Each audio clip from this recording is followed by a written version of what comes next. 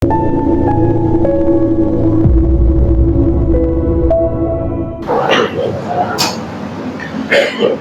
hamdalillah nahmaduhu wa nasta'inuhu wa nastaghfiruh wa na'udzu billahi min shururi anfusina wa min sayyiati a'malina.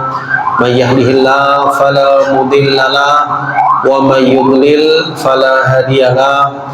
Wa asyhadu an la ilaha illallah wahdahu la syarikalah wa asyhadu anna Muhammadan abduhu wa rasuluh. Allahumma salli wa sallim wa barik ala nabiyyina Muhammad wa ala alihi wa ashabihi wa man tabi'ahum bi ihsanin ila yaumiddin. Thumma amma ba'd. Kaum muslimin wal muslimat, jamaah salat, jamaah majlis duha ya, Masjid Ar-Ruhama yang dimulakan oleh Allah Subhanahu wa taala. Alhamdulillah, pertama-tama marilah kita panjatkan rasa syukur kepada Allah Subhanahu wa taala karena di hari yang agak mendung ini ya, pagi ini, hari Ahad ya, pekan yang pertama, tanggal 5 ya, bulan Zulhijjah 1446 Hijriah, kita kembali dipertemukan oleh Allah Subhanahu wa taala. Mudah-mudahan dalam keadaan sehat walafiat, dan semoga Allah Subhanahu wa taala memberikan kemudahan kepada jemaah sekalian untuk bisa meningkatkan kuantitas dan kualitas amal-amal soleh, terutama di 10 hari pertama bulan Dzulhijjah ini. Amin ya rabbal alamin. Hari ini kita akan melanjutkan ya pembahasan tafsir ringkas dari surah-surah Al-Quran, yang mana di pertemuan bulan lalu kita sampai di surah Abasa, dan kita akan melanjutkan ke surah yang sebelumnya, yaitu surah An-Nazi'at, surah yang ke-79. Surah An-Nazi'at, jemaah sekalian, artinya adalah malaikat-malaikat yang mencabut ya, malaikat-malaikat yang mencabut. Surah ini terdiri dari 46 ayat ya, urutannya surat yang ke-79 ya. Jadi Al-Quran 114 surat, An-Nazi'at urutan ya dalam Al-Quran nomor 79, termasuk dari juz yang ke-30 ya, termasuk golongan surah-surah Makkiyah ya. Jadi surah-surah yang diturunkannya awal-awal ya, sebelum hijrah Nabi Sallallahu Alaihi Wasallam ke Madinah. Diturunkannya menurut keterangan sesudah surat An-Naba ya, sesudah surat An-Naba ya. Dinamakan dengan An-Nazi'at karena diambil ya dari lafaz ya dalam awal surat ini, yaitu An-Nazi'at ya. Dinamakan pula surat ini jemaah sekalian dengan As-Sohirah ya, As-Sohirah. Dinamakan juga dengan At-Tammah, At-Tammah ya, salah satu nama-nama dari hari kiamat ya, atau keadaan yang dahsyat di hari kiamat. Pokok-pokok isinya, yang pertama ada keimanan, yang kedua ada kisah. Keimanan ya, penegasan Allah terhadap adanya hari kiamat, sikap orang-orang musyrik terhadap hari kiamat. Manusia dibagi menjadi dua golongan di akhirat. Manusia tidak dapat mengetahui kapan terjadinya hari kiamat ya. Kisah, yaitu kisah Nabi Musa alaihissalam dan Fir'aun. Nah, ini bisa dilihat ya di terjemah Al-Quran Departemen Agama, yang mana di setiap surat itu diberikan mukaddimah dan penutup ya. Mukaddimahnya seperti itu agar kita ada gambaran ya tentang surat yang akan dibaca atau ditadabburi. Baik, kita lihat ya awal-awal dari surah yang mulia ini. A'udzu billahi minasyaitonir rajim. Bismillahirrahmanirrahim. Wan nazi'ati gharqa wan nasyitati nashta was sabihati sabha fassabiqati sabqa, falmudabbirati amra. Ya, artinya ayat yang pertama setelah Bismillahirrahmanirrahim dengan menyebut nama Allah yang Maha Pemurah lagi Maha Penyayang. Wan nazi'at, demi malaikat-malaikat gharqa, ya, yang mencabut nyawa dengan keras.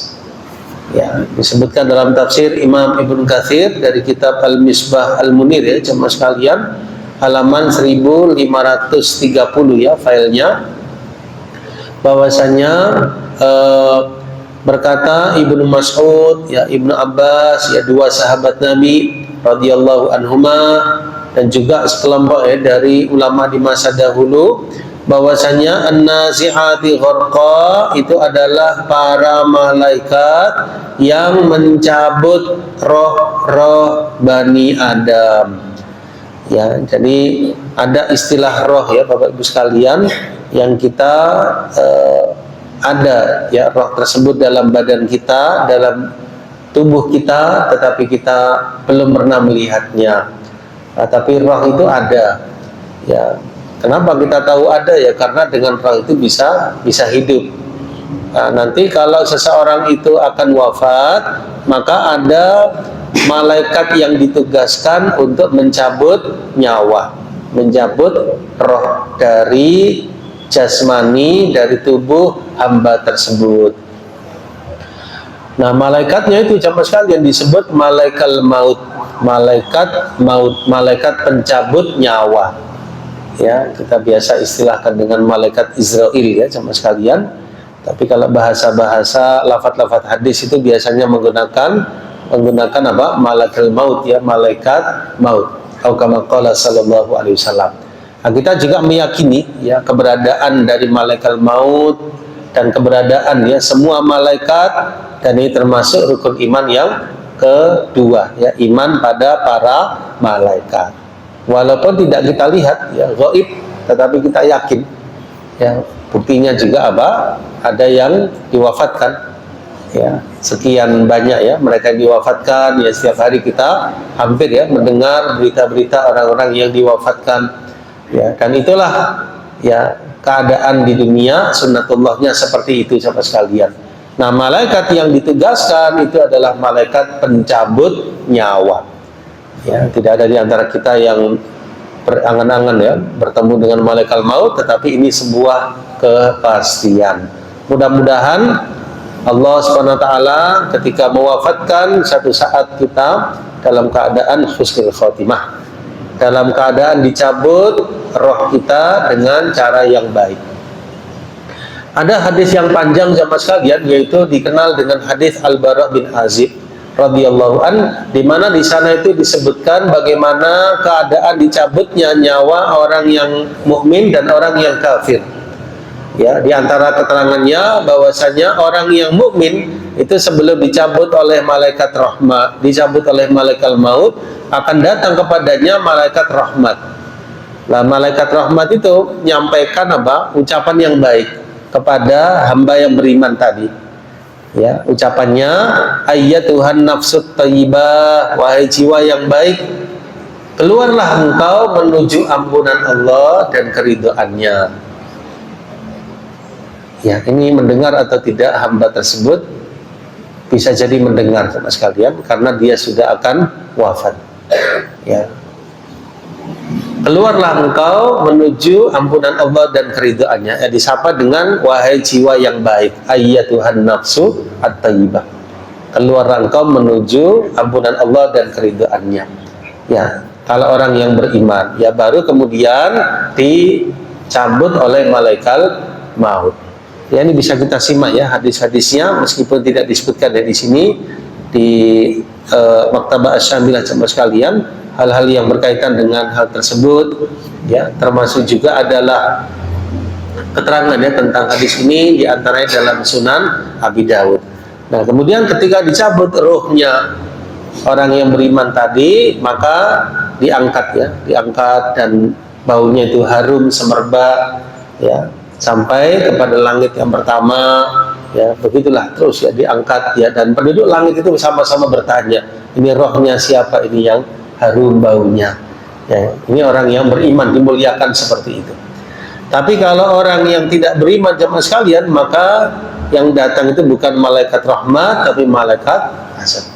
Ya, jadi ucapannya ucapan yang tidak baik kepada hamba tersebut, dicabutnya pun dengan keadaan apa? Su'il khotimah.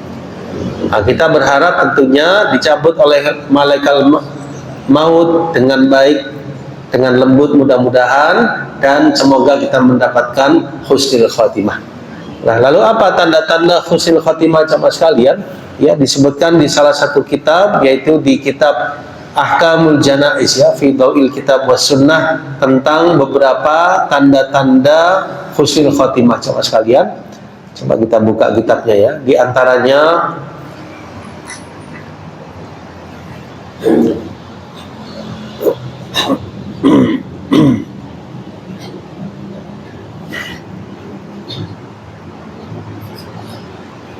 di sini ya.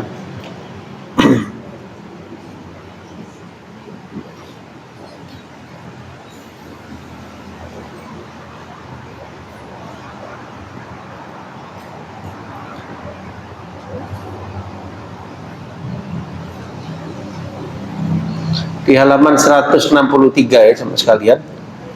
Tanda yang pertama adalah nutquhu bisyahadah indal maut ya. Jadi hamba tersebut dimudahkan mengucap kalimat syahadat sebelum wafat. Ya.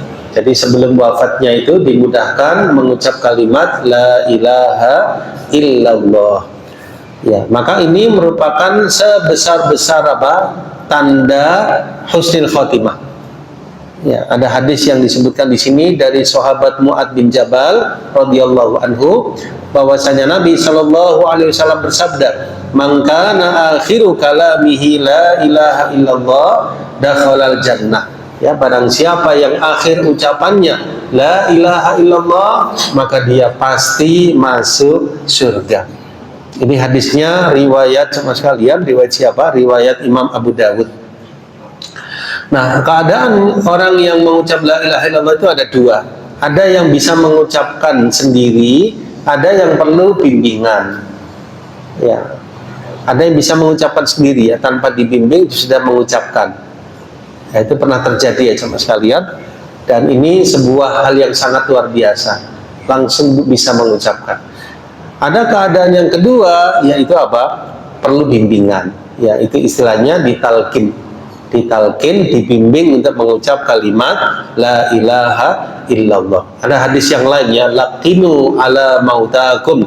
Ya, talkinkanlah atas orang-orang yang akan wafat ya di antara kalian dengan mengucap kalimat la ilaha illallah. Kenapa kok sebagian besar perlu ditalkin? Karena saat-saat itu saat-saat yang berat, tidak mudah sama sekalian. Orang akan berpisah dari dunia, orang akan meninggalkan orang yang dia cintai, ya tegang ya sama sekalian. Ya tentu di sini orang-orang di sekitarnya, keluarganya, orang yang mengunjunginya hendaknya apa? Menenangkan, mendinginkan, ya menghiburnya, kemudian mengingatkannya ya untuk mengucap kalimat la ilaha illallah. Ya. Dan ini adalah penentu ya sama sekalian. Kalau dimudahkan ketika dibimbing ya bisa mengucap la ilaha illallah, maka insya Allah ini menjadi akhiran yang terbaik bagi hamba tersebut, kalimat yang diucapkan sebelum wafat. Nah, kalau bisa mengucap berarti apa? Insya Allah husnul khatimah. Kenapa kita bilang insya Allah sama sekalian? Karena yang tahu kepastian itu Allah Subhanahu wa taala. Nah, kita katakan insya Allah semoga beliau husnul khotimah. Ya, di antara kisah-kisah akan hal ini, di antaranya ya kisah Imam Al-Auza'i rahimahullah, ketika beliau akan wafat, ya beliau sempat pingsan, ya kemudian orang-orang di sekitarnya mengingatkan ya tentang mengucap la ilaha illallah. Ya, kemudian beliau terbangun dan ternyata beliau ulama yang hafal hadis ya, maka beliau sampaikan ya, oh yang kalian sampaikan tadi demikian itu hadisnya begini-begini disebutkan ya. Lalu beliau mengucap apa? Kalimat la ilaha illallah, langsung beliau wafat. Ya, di antara kisah yang lain ya itu kisah salah seorang ya yang biasa berazan ya jamaah sekalian di Malang dan telah wafat. Ya, beliau adalah Bapak Jamil ya. Beliau di Masjid Taqwa Temanggungan. Ya, saya kebetulan dulu aslinya dari situ ya, Aris Menandar di Temanggungan. Itu ada Masjid Taqwa. Itu saya masih SD, ya beliau sudah azan ya berpuluh-puluh tahun, dan subhanallah itu wafatnya beliau waktu azan. Setelah mengucap 2 kalimat syahadat. Ya, lalu ketika mengucap hayya ala, itu beliau jatuh. Dari azan itu langsung jatuh, langsung meninggal Mas sekalian. Ya, setelah mengucap 2 kalimat syahadat dalam adzan, hayya ala, itu langsung wafat. Ya, ini kisah-kisah yang luar biasa itu sekalian ya. Jadi tidak dibimbing lagi ya, beliau yang mengucap 2 kalimat syahadat dalam sholat. Subhanallah, luar biasa. Kisah yang lain ya, saya pernah ya berada di samping ya ibu saya sendiri sekalian. Mudah-mudahan beliau ya tenang di alam barzakh. Nah, itu saya tidak menyangka kalau beliau akan wafat. Ya, dan ternyata sakit beliau waktu itu ya ingin dibelikan obat, ya ternyata waktu mau saya belikan itu nggak boleh. Ya, rupanya beliau sudah firasat kalau akan wafat. Ya, kemudian di situ beliau mengucapnya berkali-kali 2 kalimat syahadat ya, asyhadu an la ilaha illallah wa asyhadu anna muhammadar rasulullah, berkali-kali. Ya, kemudian setelah itu beliau diwafatkan. Nah, ini satu-satunya ya orang yang pernah saya lihat ya ketika akan wafat, dan saya di sampingnya. Nah, ketika itu pandangan mata cuma sekali memang tidak seperti kita ya, pandangan mata itu meliriknya ke sana kemari. Nah, itu insya Allah melihat ya malaikat yang datang. Ya, jadi ketika akan wafat itu ya pandangannya itu gini. Ya, pandangannya satu arah tetapi mata itu ke sini. Nah, itu insya Allah melihat malaikat yang datang. Ya, alhamdulillahnya bisa dimudahkan yang mengucap tanpa saya bimbing. Ya, kenapa saya tidak membimbing? Karena saya tidak menyangka kalau akan wafat. Ya, kok ngulang berkali-kali 2 kalimat syahadat tersebut ya. Ya, jadi intinya sama sekalian, intinya ada yang langsung mengucapkan, ada yang perlu dibimbing. Nah, kalau orang yang akan wafat itu belum mengucapkan ya, sementara kita merasa beliau akan wafat, maka kita membimbing. Ya, kita mentalkinkan ya, tidak mengapa kita bawa air putih ya, mungkin untuk ya mengusap dia di wajah beliaunya ya, atau perlu minum ya kita minumkan ya, terus sambil kita bimbing ya pelan-pelan sampai dimudahkan ya mengucap kalimat tahlil la ilaha illallah ya, pelan-pelan karena dia akan wafat ya, supaya nirukannya juga mudah. Ya, ini tanda yang pertama ya sama sekalian, orang yang dimudahkan insya Allah termasuk ahli surga. Tanda yang kedua yaitu al-mautu birashil jabin ya. Jadi wafatnya seseorang itu dalam keadaan dahinya berkeringat. Ya, dahinya ini berpeluh berkeringat. Ya, ini berdasarkan sebuah riwayat ya. Ada seorang yang namanya Buraidah ya, Ibnul Hasib radhiyallahu an. Beliau berada ketika itu di Khurasan. Fa'ada akhan lahu, beliau pernah mengunjungi saudaranya yang sedang sakit. Ketika itu akan wafat. Ternyata didapatkan keringat di dahinya. Maka beliau bilang begini, sahabat tadi, Allahu Akbar, Allah Maha Besar. Aku mendengar Nabi SAW bersabda, mautul mukmin ya, wafatnya orang yang beriman itu dengan dahi yang berkeringat. Ini hadisnya sahabat sekalian disebutkan dalam riwayat Imam Ahmad. Nah, apa maksudnya dahi yang berkeringat? Ya, dahinya itu berkeringat. Tetapi ini salah satu tanda ya, kalau boleh kita katakan salah satu tanda. Umpamanya tidak berkeringat, ya tidak apa-apa. Yang penting sudah mengucap kalimat la ilaha illallah. Kalau dia berkeringat, berarti ini salah satu tambahan tanda husnul khotimah. Nah, penafsiran para ulama dahinya berkeringat itu ada 2 penafsiran. Ada yang mengatakan ini adalah menunjukkan syiddatus siyaq ya, jadi beratnya saat-saat akan wafat sampai dahinya berpeluh karena beratnya. Dan insya Allah itu tamhisan lidunubih, bisa menggugurkan kesalahan dan dosanya. Ya, kalau ada orang yang seperti itu bisa jadi karena saat-saat yang berat menghadapi kematian, dan beratnya itu menggugurkan dosanya sampai dia berkeringat. Penafsiran yang kedua menunjukkan coba sekalian, menunjukkan usahanya di waktu hidupnya. ya banyak ibadah, banyak sholat, banyak zikir, banyak taqarrub, Allah jadikan seperti apa? Berpeluh. Ya, seakan-akan orang yang sudah bekerja keras dalam hidupnya dalam rangka apa? Meningkatkan ya kualitas dan kuantitas amal-amal solihnya. Maka di sini keadaannya berpeluh. Ya, jadi hadisnya ada penafsirannya para ulama, ada yang mengatakan seperti yang pertama, ada yang mengatakan bisa jadi menunjukkan usahanya di masa hidupnya. Baik. Ya. Annahu kinaya an kadil mu'min fi talabil halal, ya. Jadi dia dalam hidupnya ya mencari yang halal, ya, wa tadyiqihi ala nafsihi, ya, dia menyempitkan hidupnya ya dengan puasa, dengan sholat, ya, dengan ibadah sampai berjumpa dengan Allah Subhanahu wa taala. Baik. Tanda yang ketiga jemaah sekalian, ya, tanda yang ketiga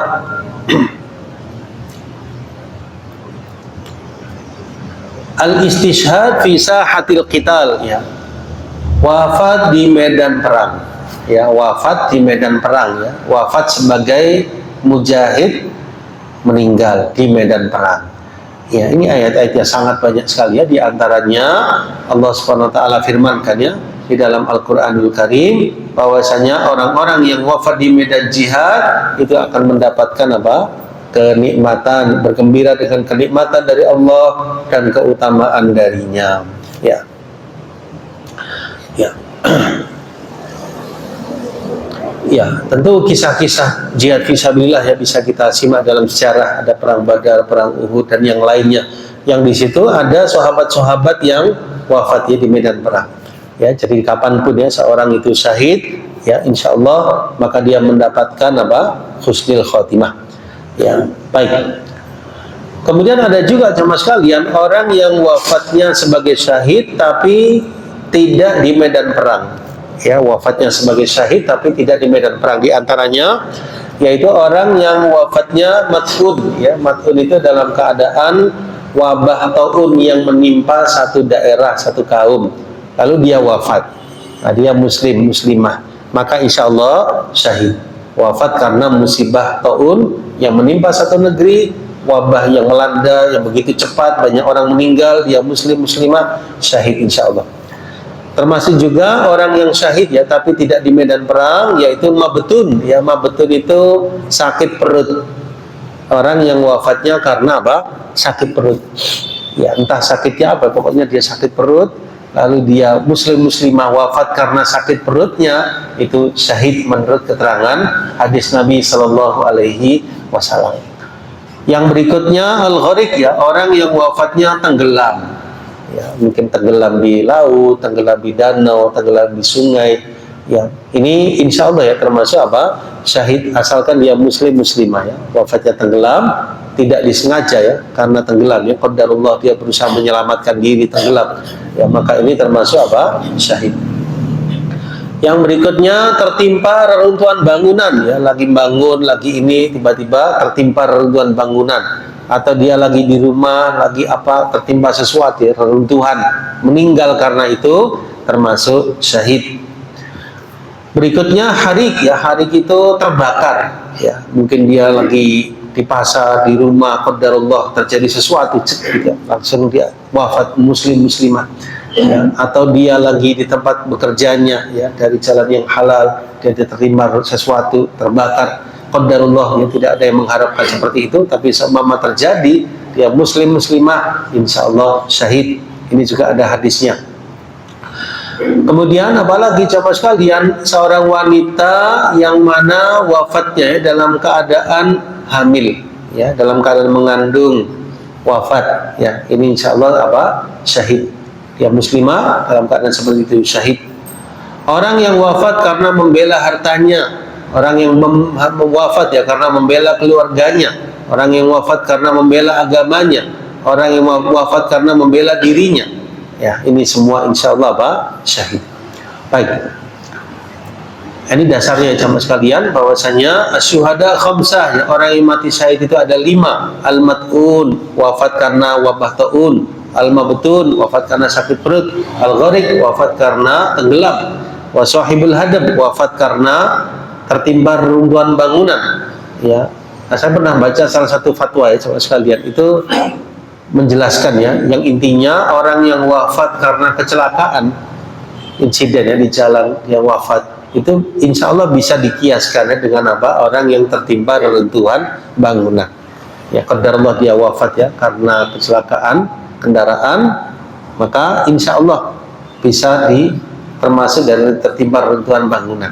Ini dari fatwa tersebut ya jamaah sekalian, dan ini menunjukkan rahmat Allah yang maha luas, asalkan dia muslim atau apa, muslimah ya, bukan kesengajaan ya, qadarullah terjadi seperti itu.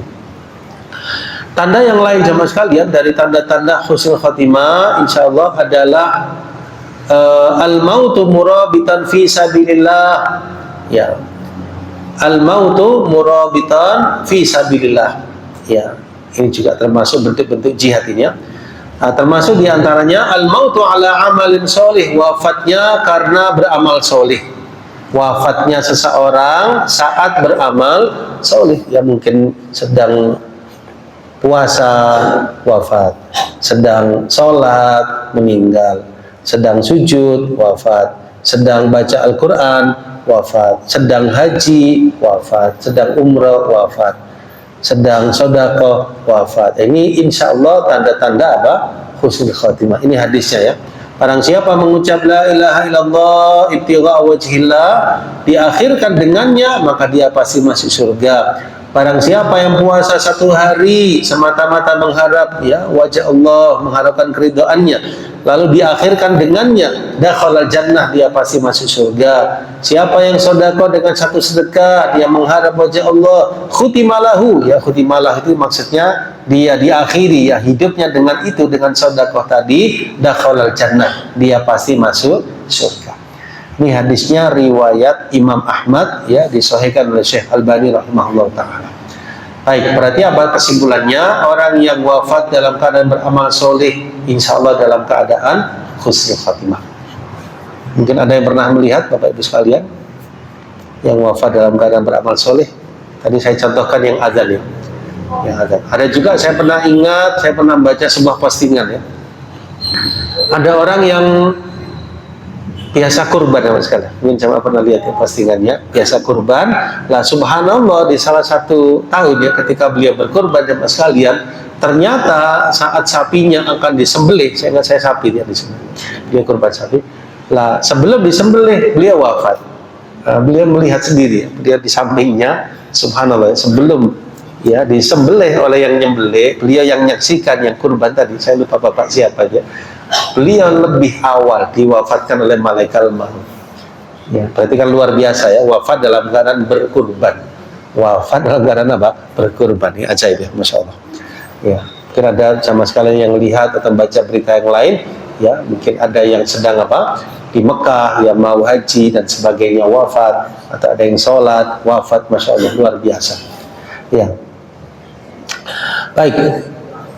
Insya Allah demikian ya beberapa tandanya. Satu lagi yang terakhir, sana'un nasi 'alal mayyit ya. Jadi pujian manusia kepada jenazah. Ya, ada yang wafat lalu banyak orang muji, masya Allah, bapak ibu tersebut ya luar biasa amalnya, ibadahnya. Ini insya Allah indikasi beliaunya dalam keadaan husnul khatimah. Banyak orang muji jenazah tersebut akan kepergiannya, merasa kehilangan, menyebutkan kebaikan-kebaikannya, yang itu insya Allah objektif ya, karena beliau sudah wafat, beliau sudah tidak membutuhkan pujian lagi, tapi orang muji, orang muji, itu insya Allah tanda apa? Husnul khatimah. Baik, insya Allah demikian ya jamaah sekalian beberapa tanda-tanda husnul khatimah. Mudah-mudahan kita diwafatkan dalam keadaan yang baik, dalam keadaan beramal soleh, dalam keadaan husnul khatimah. Amin ya rabbal alamin. Baik, ayat yang keduanya jemaah sekalian yaitu wannashitati nashta, dan malaikat-malaikat yang mencabut nyawa dengan lemah lembut, dan malaikat-malaikat yang mencabut nyawa dengan lemah lembut, masya Allah ya. Kemudian wasabihati sabha, dan malaikat-malaikat yang turun ya dengan cepat ya. Dalam tafsir ya disebutkan wasabihati sabha ya, secara umum mereka itu para malaikat ya, turun dari mana jemaah sekalian ya, dari atas ya, dari langit ya. Malaikat-malaikat itu kan Allah mudahkan bisa apa? Turun dan naik ya, dengan apa? Dengan terbang Ya, Allah bekali dengan apa? Sayap. Ya, kalau kita nggak diberikan sayap sama sekalian, ya kita bisanya apa? Naik pesawat bersayap gitu ya. Tapi kalau malaikat itu punya sayap, ya malaikat nggak perlu naik pesawat ya, malaikat bisa terbang. Ada yang sayapnya 2, ada yang 3, ada yang 4, ada yang 600, yaitu malaikat Jibril alaihissalam. Ya menarik ya. Jadi yang kita pahami sayap itu kan 2 ya, ternyata ada yang lebih ya. Malaikat Jibril dalam hadis disebutkan 600 sayap. Apakah makin banyak sayap mempengaruhi kecepatan? Allah yang Maha tahu. Ya, tapi yang jelas malaikat Jibril sebagai pemimpin ya para malaikat Ruhul Kudus, malaikat yang Allah tugaskan sebagai penyampai wahyu, ya Allah bekali dengan 600 apa? Sayap. Ya. Wasabihati sabha, ya. Ada malaikat-malaikat itu yang turun, yang melihat jamaah sholat subuh, ya, mereka lapor kepada Allah SWT. Ketika kembali, ya mereka lihat dari sholat asar, para jamaah juga sholat, laporan kepada Allah, dan Allah Maha tahu.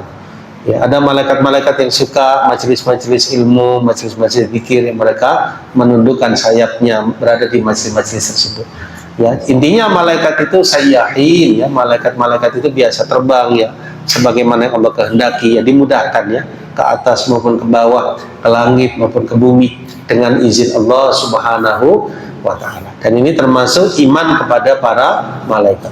Fasabiqati sabqa, dan malaikat-malaikat yang mendahului dengan kencang. Ya, ditafsirkan para malaikat ya, fasabiqati sabqa ya, kita nggak tahu ya kecepatan malaikat itu bagaimana, yang jelas luar biasa ya. Kalau kita lihat tubuhnya saja seperti itu, yang sangat-sangat luar biasa. Dan Allah ciptakan beda dengan manusia. Allah ciptakan dari jenis apa? Cahaya ya. Jadi malaikat itu sifatnya apa? Diciptakan dari cahaya, tidak ada jenis laki-laki dan tidak ada jenis perempuan, tidak makan dan tidak minum, ibadah terus.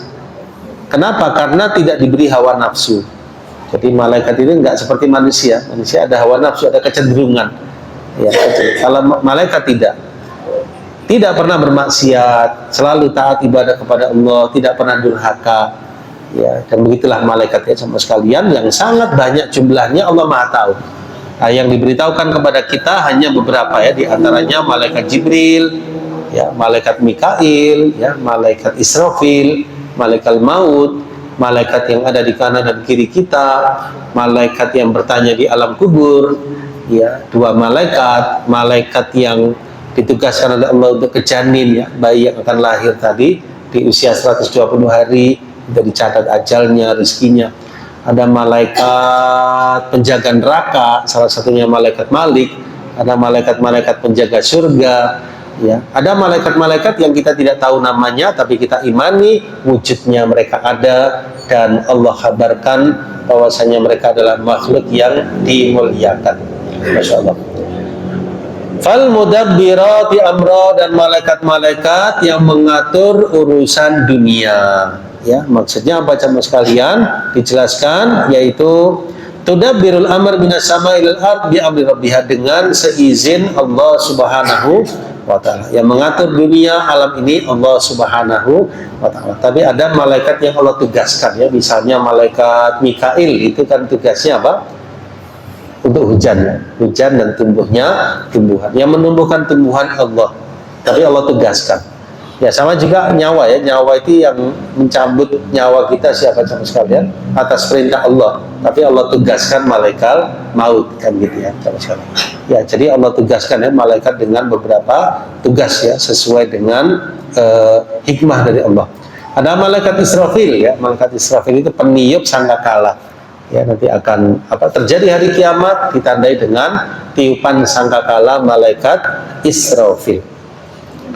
Tiupan yang pertama hancur alam semesta, ya Allah yang menghancurkan sekalian.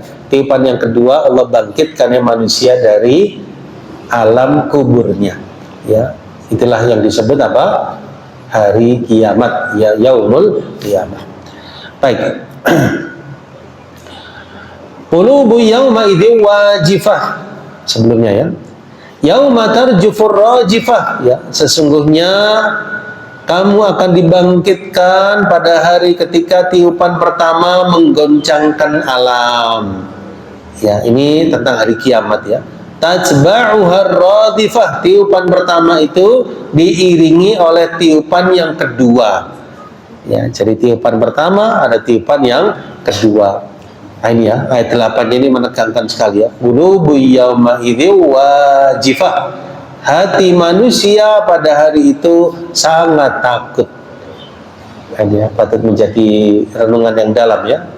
Semua ayat dalam Al-Quran, salah satunya ayat ini ya. Qulubu yauma idzi wajifah, hati manusia pada hari itu dalam keadaan takut.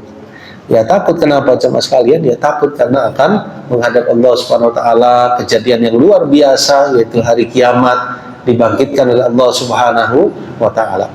Ya, kata Ibnu Abbas, wajifah maksudnya khaifah, takut. Ya, sudah tepat sekali terjemahannya. Hati-hati manusia dalam keadaan takut. Absaruha khasyi'ah, pandangannya dalam keadaan tunduk. Pandangannya dalam keadaan apa? Tunduk. Nah, orang-orang yang tidak beriman, orang-orang kafir semua sekalian mengatakan yaquluna inna lamarduduna fil hafirah. Ya, apakah sesungguhnya kami benar-benar akan dikembalikan kepada kehidupan yang semula? Nah, ini mereka bertanya tapi nadanya apa? Nggak percaya akan adanya hari berbangkit. Ya, ini berbeda dengan orang-orang yang beriman. Kita mengimani akan adanya hari berbangkit. Ya, kata Imam Ibnu Katsir, orang-orang musyrikin Quraisy dan yang sefaham dengan mereka mengingkari adanya hari berbangkit. Yastab'idun, ya, mereka menganggap jauh terjadinya. Jauh maksudnya nggak mungkin terjadi. Ya, ini termasuk apa? Keingkaran ya, terhadap adanya hari berbangkit. Ya, rukun iman yang keberapa? Kelima ya, iman kepada hari akhir. Salah satu cakupannya iman akan adanya hari kiamat, iman akan adanya hari berbangkit, dibangkitkan. Kenapa kalau orang kafir itu nggak percaya? Ya karena dia berpikir secara pikirannya yang sempit, pikirannya yang terbatas. Bagaimana mungkin ya tulang yang sudah hancur, jasad berkalang tanah dijadikan kembali oleh Allah menjadi jasad yang utuh. Nah, kalau kita nggak berpikir seperti itu, kita berpikirnya apa? Kita meyakini Allah itu maha mampu. Ya, caranya bagaimana Allah yang maha tahu. Yang jelas kita akan dibangkitkan. Kita percaya sama sekalian dan mengimani. Inilah perbedaan antara iman dengan kufur. Ya, kita cukupkan dulu ya sama sekalian sampai ayat yang ke-10. Mudah-mudahan dari renungan kita, tadabbur kita ayat 1 sampai 10 di awal surat An-Nazi'at ini memberikan kemanfaatan dan tambahan ilmu kepada saya dan para jamaah sekalian. Wallahu taala alam bisawab. Saya kembalikan kepada akhuna. Ya. Bismillahirrahmanirrahim.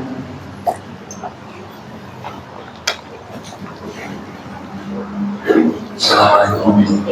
Waalaikumsalam.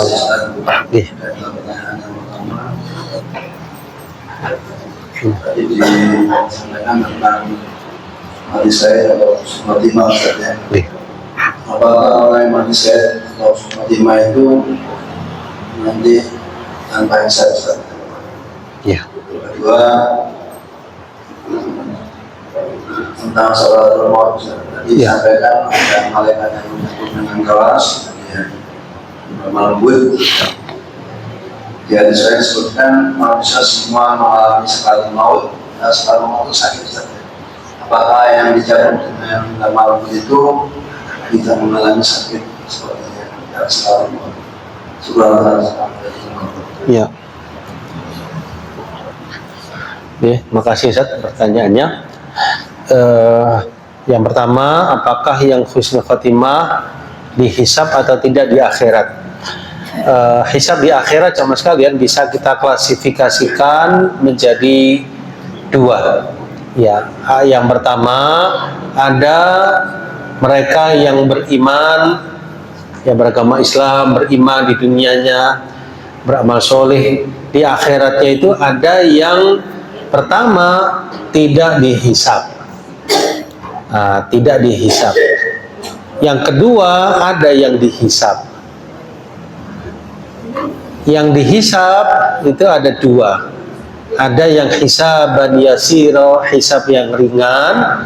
Ada yang hisaban asiro, hisab yang berat. Saya ulangi ya, yang pertama ada yang tidak dihisab sama sekali, nggak diperhitungkan amalnya. Di antaranya 70.000 orang. Yang mana di antara sifatnya 70.000 orang itu di antaranya apa? La yastarqun, ya mereka tidak minta diruqyah. Wala yatatayyarun, mereka tidak tatayyur, tidak menganggap sial dengan sesuatu. Kemudian wala yaktawun, tidak minta dikai. Wa ala rabbihim yatawakkalun, mereka tawakal kepada Allah Subhanahu wa taala. Nah, ketika dijelaskan di hadis tersebut, ada seorang sahabat itu namanya Ukasha. Ukasha tanya, "Ya Rasul, doakan saya termasuk golongan mereka." Maka beliau menjawab, "Engkau memang termasuk mereka, anta minhum." Masya Allah ya. Jadi Ukasha bin Mihsan termasuk sahabat yang dijamin surga tanpa hisab. 70.000 orang sekalian. Nah, kemudian yang kedua, ada golongan yang disebut apa? Mendapatkan hisab. Dihisab. Berarti beda sama yang pertama. Nah, hisabnya ini sama sekalian, ada yang hisaban yasiro, hisab yang mudah, ada hisab yang berat. Nah, ciri hisab yang mudah itu bagaimana? Di antaranya menerima buku catatannya dengan tangan kanan. Dengan tangan apa? Kanannya. Berarti kan dengan terhormat ya, dia menerima dengan tangan kanannya.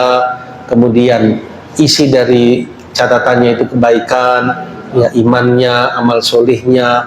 Kemudian kesalahan-kesalahannya banyak dilewati oleh Allah Subhanahu wa taala, tidak didetailkan pertanyaan-pertanyaannya. Itu hisaban yasir. Mudah-mudahan kita termasuk golongan, ya syukur-syukur termasuk yang tidak dihisab atau yang hisaban yasir, yang dihisab tapi hisabnya mudah. Nah, golongan yang berat itu adalah hisaban asir, dihisab tapi hisab yang berat. Apa cirinya sama sekalian hisab yang berat itu? Di antara cirinya adalah menerima bukunya dengan tangan apa? Kirinya, atau dengan tangan kiri dari belakang punggungnya. Kemudian di munaqashah, ya didetailkan pertanyaannya oleh Allah Subhanahu wa taala. Ada hadis yang kurang lebih maknanya itu manuqisha, ya siapa yang dimunaqashah, didetailkan pertanyaannya, maka dia itu diazab. Ya maksudnya wallahu alam bisawab, ya belum lagi dia diazab di neraka, pertanyaan yang detail tadi sudah merupakan siksaan tersendiri. Ya coba kalau di dunia saja ada orang diinterogasi, ya bisa sampai apa? Berpuluh-puluh pertanyaan, bisa sampai 10 jam atau lebih, itu kira-kira menyenangkan atau menegangkan? Ya menegangkan ya, yang tanya itu mungkin nggak ada senyumnya sama sekali. Ya menegangkan, nah, namanya interogasi. Nah ini di akhirat yang menginterogasi Allah Subhanahu wa taala. Nah, setiap perbuatannya ditanya, setiap ya apa enggak tegang gitu. Setiap perbuatannya ditanya oleh Allah Subhanahu wa taala. Ya kalau baik, kalau buruk-buruk semua, jawabnya bagaimana? Nah, ini kita berlindung kepada Allah dari hisaban asira, hisab yang berat. Nah, yang husnul khatimah sama sekalian, ya apakah tidak dihisab?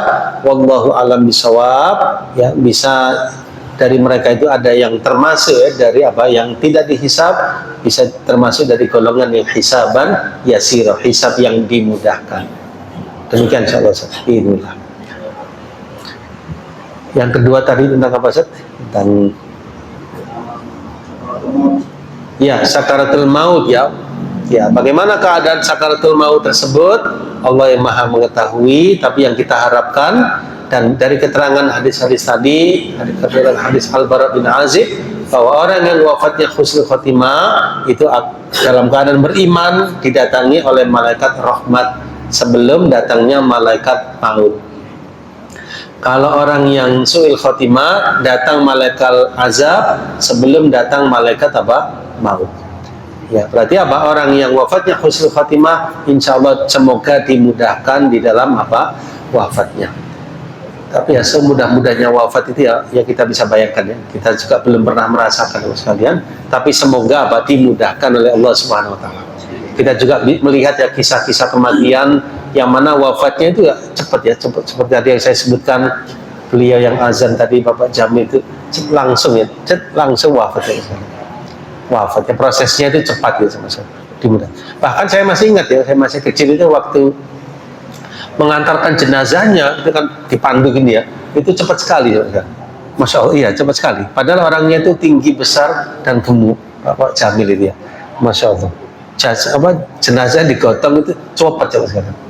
Masya Allah, luar biasa. Ya, jadi ada orang itu yang wafatnya Masya Allah enak gitu, jadi kayak mudah gitu ya sekali. Ya. Jadi kita berharap ya seperti itu dalam keadaan yang dimudahkan, dalam keadaan husnul khotimah. Masya Allah. Ya. Saya izin tentang nama malaikat. Nih, Kalau di Quran itu kan nama Israel itu kan ayatnya tidak pernah disangka. Itu dari mana? Yang viral itu kan Israel ya. Nih. Ya maksudnya benar, tapi kalau saya lebih milih kepada pemilihan nama malaikat maut. Ya, wallahu alam ya. Saya belum pernah tahu riwayat khusus yang menjelaskan dengan Israel ya. Tapi maksudnya benar, malaikat maut. Tapi kalau penamaan yang memang ada ya dalam Quran, misalnya Jibril memang ada ya namanya ya, Mikail, Israfil memang ada. Tapi kalau malaikat seperti malaikat Israel atau Ridwan itu juga belum ini ya. Kalau saya lebih memilih kepada apa? Malaikat penjaga surga. Malaikat penjaga apa? Surga. Meskipun yang dimaksud malaikat Ridwan itu yang penjaga surga.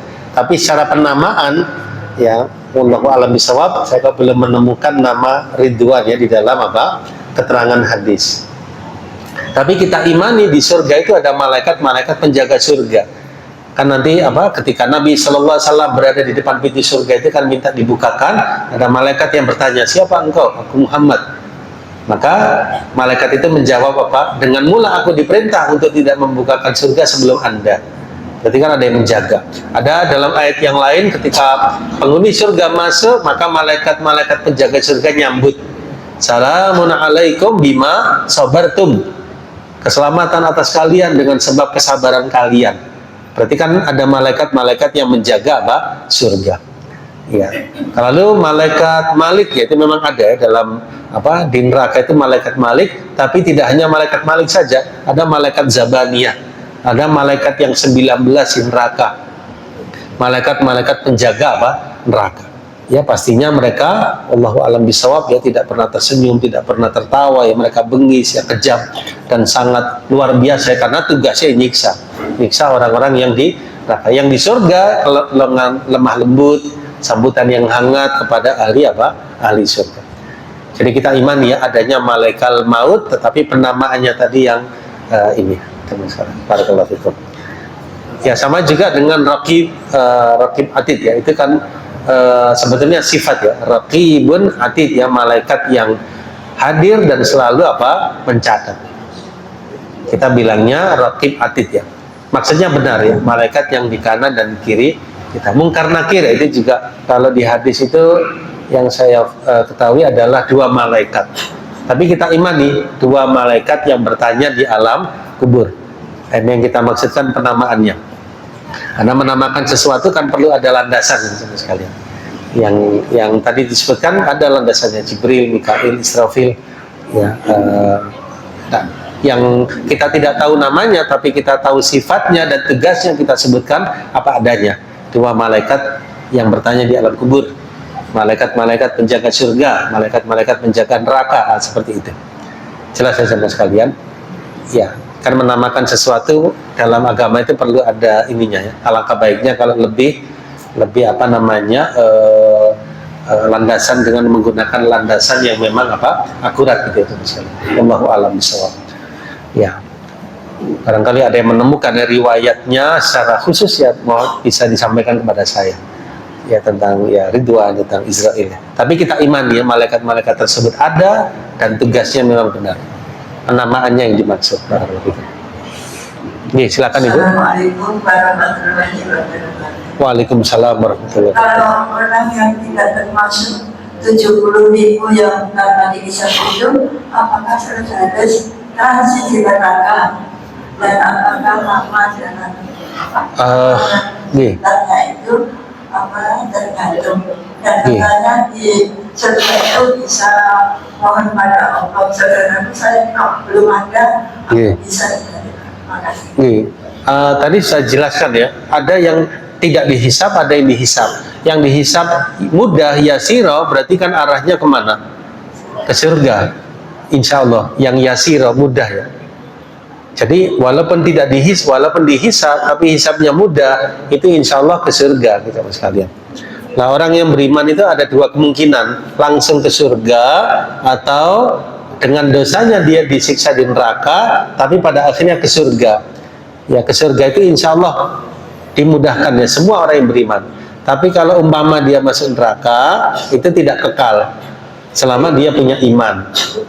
Ya. Kemudian apakah ada orang yang di surga kepingin menyelamatkan temannya? Ada. Ya, ada di hadis Bukhari Muslim di Lulu Al Marjan itu. Ada yang di surga lalu mereka nyampaikan, ya Allah, ada teman-teman kami yang dulu bersama kami ya sholat puasa bersama mereka di neraka. Sama Allah disuruh mencari di neraka lalu diselamatkan. Ya coba ya, kalau saya tidak lupa, kalau saya tidak salah di Al-Lulu Al-Marjan sekitar hadis 113 114. Coba sekitar hadis-hadis itu. Kalau mau dibuka di sini ya, Maktabah Syamila di sini coba ya, Al-Lulu Al-Marjan. Nah, ini ya, Al-Lulu Al-Marjan teman sekalian. Nah, di hadis ini ya, Kitabul Iman, kitab iman teman sekalian. Ya. Nah, ini sekitaran hadis 113 ya.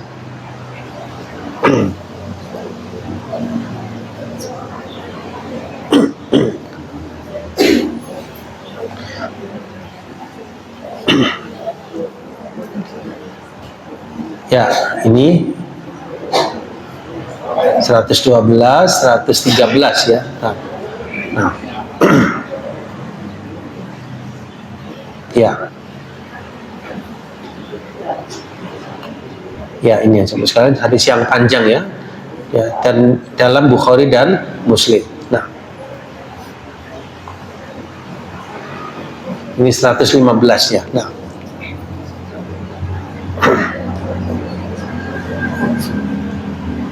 Ya, insyaallah ini Bu ya, landasannya. Jelas nggih Ibu? Nggih, barakallahu fikum. Ya.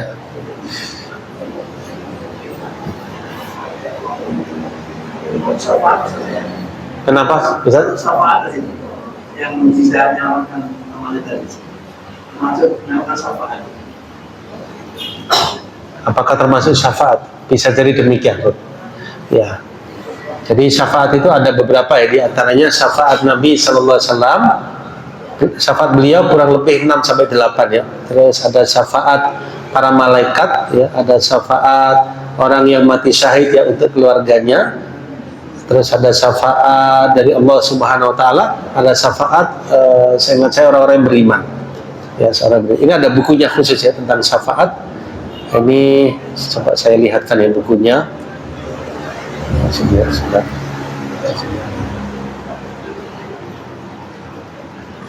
Di sini ya.